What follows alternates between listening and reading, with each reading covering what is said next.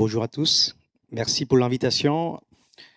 Comme il a expliqué, je vais vous partager notre trajectoire en intelligence artificielle qu'on a démarré il y a quelques années. Et comme vous le savez, Club Med, il est au milieu de quelques secteurs, notamment travel, mais avec notre gamme Exclusive Collection sur le créneau luxe. Et puis, on se positionne aussi sur le créneau lifestyle, parce que des gens, ils adorent la marque. Et ils essaient de s'associer à la marque dans leur mode de vie. Donc, pourquoi on s'est mis très fort en intelligence artificielle? Pour deux raisons. On voulait être pionnier, bien sûr, sur le sujet et faire un pivot de notre mindset de smart adopter ou smart follower vers early adopter, parce que c'était une technologie trop importante. Ça fait 15 ans, en fait, je travaille dans l'intelligence artificielle quand on ne pouvait même pas utiliser le mot. Donc, dès que ChatGPT est arrivé, j'ai compris quel impact il y aura à la fois sur les collaborateurs, mais aussi sur les clients. Donc, l'impact sur les clients, on les voit ici aujourd'hui, selon une recherche de Booking.com. 62% des consommateurs de travel, ils utilisent AI pour planifier leur voyage. Et ensuite, 67% qui utilisent pendant le voyage. Donc, ça veut dire qu'on n'a pas de choix, en fait. Donc, nous, on s'est mis tôt, parce que quand on se met tôt, en fait, sur un sujet, on a plus de temps à apprendre, faire des itérations, faire d'innovation, avant de commencer à sortir des vrais cas d'usage avec de valeur. Et du coup, qu'est-ce que ça nous a donné, en fait? Donc, aujourd'hui, on a plus de 15 cas d'usage, use cases, qui sont en production, avec un taux de production de 83%. Et partout j'y vais, en fait, on me demande, avant-hier, j'étais allé Touquet pour un autre événement, demander comment on arrive à avoir un taux de conversion, au taux de production de 83%, parce que les benchmarks de McKinsey avaient dit que le taux de conversion en production est 5% mondialement sur les initiatives d'intelligence artificielle. Et il y a d'autres benchmarks qui disent c'est entre 25 et 30%. Donc ce résultat et pas de la magie. Il y a beaucoup de choses derrière, notamment 5 piliers stratégiques autour de la data et l'intelligence artificielle. Le premier, c'est avoir une vision forte à long terme. Donc ça, c'est très important avec l'engagement. Ensuite, comme toutes les nouvelles technologies, il faut de compétences. Donc là, il y a un vrai effort pour upskiller et reskiller, monter en compétences, d'abord des équipes techniques. Data, IA, mais plus large. Troisième, c'est une socle technologique très robuste. Parce que le socle technique, c'est comme une usine où on va créer des produits. Donc, si on n'a pas d'usine, on ne peut rien produire. Ici, on parle des cas d'usage, des produits IA, produits data, produits digital. Donc là, on a massivement investi en 2022 pour créer une data factory en temps réel. Et ensuite, en 2023, on a démarré à mettre en place une plateforme sur AI, un AI Factory. Ensuite, donc, les compétences plus vision, plus la technologie, tout ça, en fait, ça n'a pas de valeur si on n'est pas discipliné. Donc, talent ou compétences en discipline, ça ne donne pas de résultat. Du coup, on a travaillé une approche très structurée et responsable pour justement développer des cas d'usage en intelligence artificielle, notamment avec la création d'un comité d'éthique avec le présidence de professeur Jean-Gabriel Ganassia. Vous avez entendu de Jean-Gabriel Ganassia? Donc, Jean-Gabriel Ganassia, c'est un professeur de Sorbonne Université qui travaille dans l'IA depuis 40 ans et il est non seulement un expert de l'informatique, l'intelligence artificielle, mais aussi l'éthique de numérique et c'est aussi un philosophe.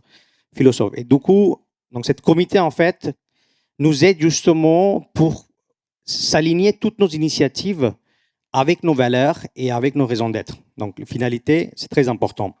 Et enfin, le cinquième point, je dis partout, AI, data, digital, c'est pas un sport individuel, donc c'est pas un match de tennis, c'est un match de foot. Donc, il faut que tout le monde joue, côté métier, côté corporate, le technique, le business, tout le monde doit contribuer, jouer.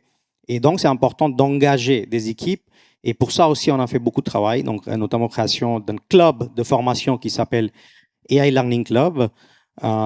Plus de 2000 personnes formées en 2 ans, en IA, en data, sur les bases. Et puis, il y a évidemment d'autres formations, des événements, des conférences.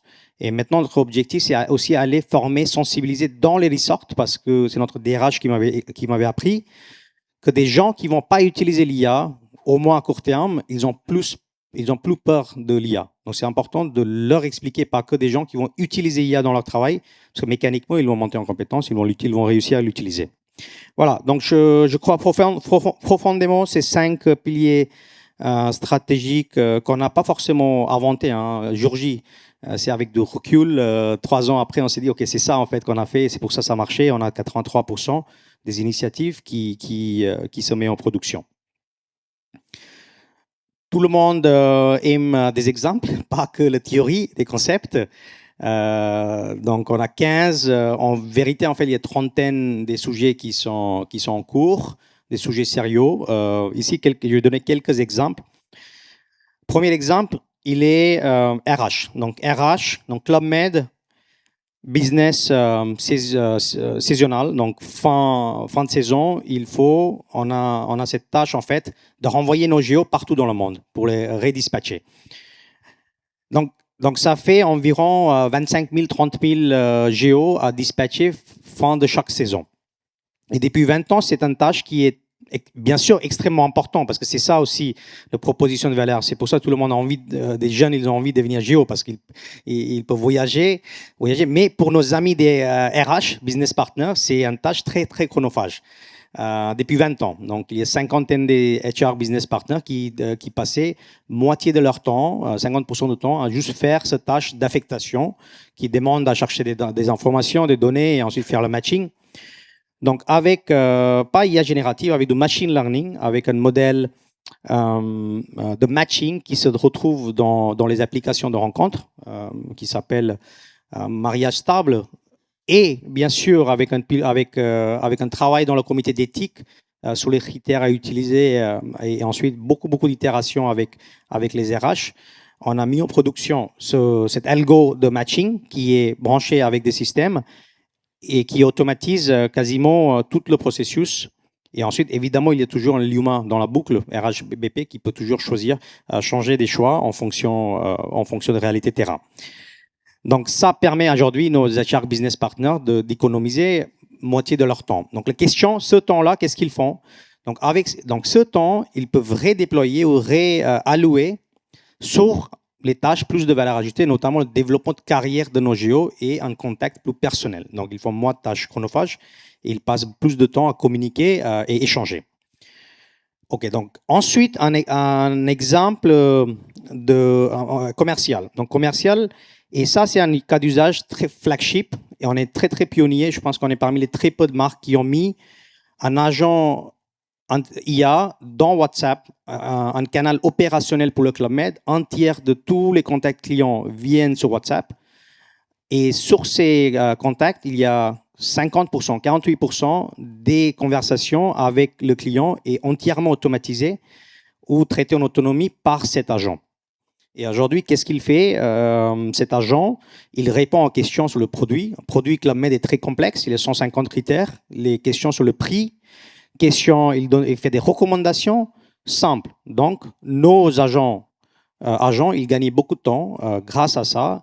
Et justement, en fait, grâce à ce genre de technologie, ils peuvent maintenant passer plus de temps à écouter versus juste donner des réponses et aussi créer ce lien émotionnel parce qu'ils ont plus de temps à discuter sur les phases en amont, notamment inspiration et ensuite le rêve versus juste chercher des informations. Troisième cas qui est fonction support, donc IT. Donc là, ça touche aussi les collaborateurs.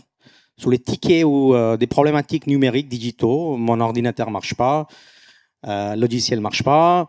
Donc avant, les collaborateurs, ils créent des tickets et ensuite le ticket, il partait dans un sous-traitant avec des gens manuellement qui lisaient ce ticket et ensuite ils dispatchaient auprès des groupes de techniciens qui savaient régler ce problème, technicien ou même fonctionnel, business. Donc aujourd'hui, on a mis un agent qui écoute en permanence à tous les tickets créés par les utilisateurs Et ensuite, en automatique, à l'auteur de 75%, il va dispatcher après des groupes, des experts qui savent réparer ou trouver des solutions. Donc, ça crée de satisfaction utilisateur parce que mon ticket il est traité plus vite, donc mon ordinateur fonctionne plus vite, mes logiciels fonctionnent plus vite. Donc, toujours, en fait, avec ces exemples, j'essaie de vous donner un côté inclusif, c'est-à-dire qu'on essaie de traiter en fait toutes les fonctions, pas que le marketing ou le commercial. Il n'y a pas une hyper concentration d'une fonction ou deux. On essaie vraiment de toucher tout le monde et aussi toutes les fonctions.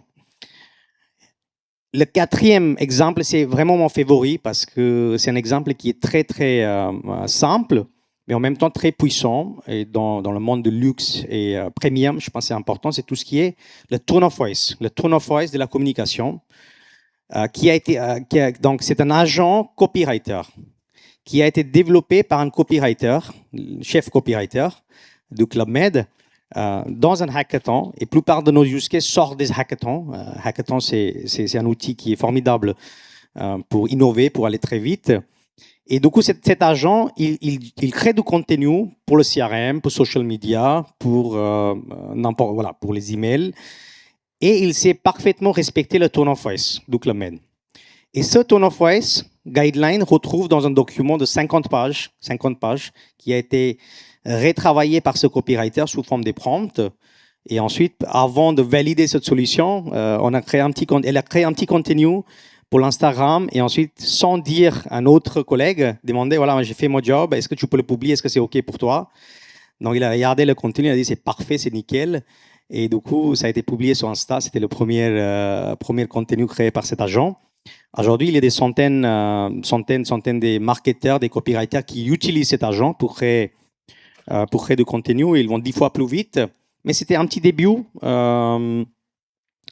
Et là, il y a des chantiers en fait pour aller beaucoup plus loin. Donc,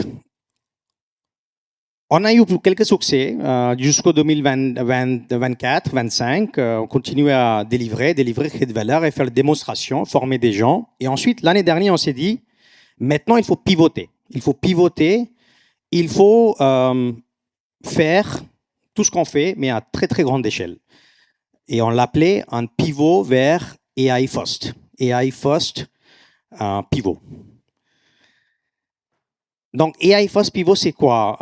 AI First Pivot, pour vraiment simplifier, il y a 4 sujets qu'on traite dans ce transfo, dans ce pivot AI First. Le premier, et c'était notre ex-président qui nous a dit que l'AI First ou AI, avant tout, c'est une posture de leadership.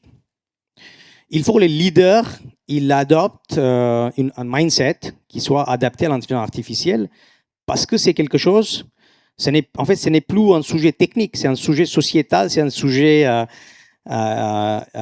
humain.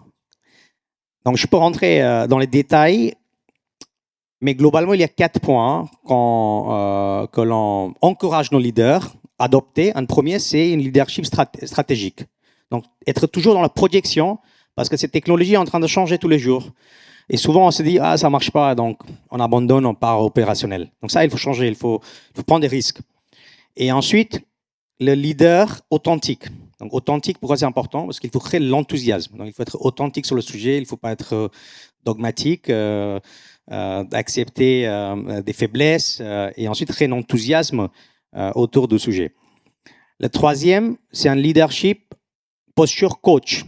Donc, toujours être, si on est un manager, on est un VP, CEO, peu importe, il faut toujours être dans une posture de coach et coacher ses collègues, coacher ses équipes. Si moi j'ai fait un super prompt, j'ai appris des choses, il faut être dans cette mindset de partage. J'ai lu un article et essayer de coacher en fait partout pour que tout le monde monte en compétences. Et le quatrième, notamment lié à AI First Pivot à grande échelle, il faut aussi être un leader d'influence. Il faut appuyer sur nos contacts, nos réseaux pour influencer, bien sûr, sans la connotation négative d'influence, mais pour partager le message et profiter, bien sûr, dans un cadre éthique éthique et performante. Voilà, donc un petit zoom, le temps c'est fini, donc je vais pas rentrer dans les détails. Est-ce que j'ai oublié un point? Ah oui, c'est vrai, ouais, je touchais juste le leadership model. Ensuite, AI for All. Donc AI for All, encore une fois, c'est une approche où on se dit, il ne faut pas créer en fait des silos ou des élites en fait qui connaissent l'intelligence artificielle. Il faut vraiment toucher tout le monde et donner ses compétences à tout le monde. Le troisième, c'est skill-based organization. Et skill-based organization, ça veut dire que plus on va commencer à déléguer en fait des tâches à l'intelligence artificielle, il faut pivoter aussi l'organisation de la boîte vers une organisation qui est basée sur les compétences et pas que sur les jobs. Donc, toi, tu es comptable, toi, tu es juriste, toi, tu es data scientist. Il faut pouvoir pivoter parce que demain, les compétences qui vont être très importantes, c'est des soft skills. C'est curiosité, empathie, esprit critique. Donc, en fonction des métiers, en fonction des sujets, il faut arriver aussi à créer des équipes en fonction de compétences. Donc, c'est un sujet qu'on travaille avec les RH. Et le quatrième point, et c'est là où on investit massivement en ce moment, c'est que il faut aussi faire un bon équilibre entre tous ces promesses de pouvoir basculer une boîte basée sur les compétences, l'IA va faire plus en plus de travail. Dans ce cas, on ne peut pas laisser nos collaborateurs continuer à faire des choses manuelles, chronophages. Donc, c'est là il faut qu'on commence à réinventer tous nos processus. Donc, nos processus métiers, internes, fonction par fonction, RH, finance, marketing, qui sont longs, qui sont coûteux, qui sont chronophages et qui n'ont pas de valeur ajoutée. Pour donner un exemple, le traitement manuel des factures, la lecture manuelle des centaines de milliers de CV. Il y a plein de tâches comme ça, en fait, où nous, des humains, on n'a pas beaucoup de valeur ajoutée. On a plus de valeur ajoutée sur d'autres tâches, en fait, qui touchent directement l'humain, qui touchent directement le business. Et donc, c'est là, en fait, on travaille un programme qui s'appelle Process Design ou Process Reengineering, et on a nommé des gens qui sont dédiés, on les a appelés les Process Designers, qui sont des experts métiers, et ces gens-là, on les équipe avec des outils IA, formation, mais aussi de Lean Management, les principes de l'usine Toyota, pour vraiment transformer, repenser leur processus, et ensuite derrière on leur donne à disposition des équipes et aussi des compétences pour pouvoir commencer à rapidement automatiser et réinventer ces processus. Ok, voilà, donc j'arrive à la conclusion. On m'a donné 3 minutes de plus, merci beaucoup. Je pense que je vais terminer plus vite, sauf si vous avez des questions. Donc, en conclusion, je vais dire que notre projet d'entreprise, ça s'appelle Forever Young, où on a des ambitions d'expansion, d'ambitions de croissance et premiumisation, où on va doubler notre taille et augmenter notre marge d'ici 2034. Donc l'IA va être un pilier stratégique central pour réussir cette transformation, tout en gardant l'ADN qui est humain et le relationnel et l'ambiance. Pourquoi on a mis au centre? Parce qu'on a gagné en fait ce droit avec notamment notre taux de production de 83%, mais aussi l'année dernière, on était nommé entreprise l'IA de l'année. Et c'est très ironique parce qu'on est une boîte très centrée humain, donc une boîte très centrée humain, premium, soit entreprise l'IA de l'année. Je pense qu'il y a quelque chose qui a bien fonctionné, c'est-à-dire qu'on a réussi à bien équilibrer en fait la mise en place. On a compris comment l'utiliser AI sans être au contre de l'ADN. Et ensuite les deux autres points. Maintenant, il faut qu'on pivote, il faut qu'on atteigne le scale sur toutes nos initiatives et nos réflexions, nos enjeux.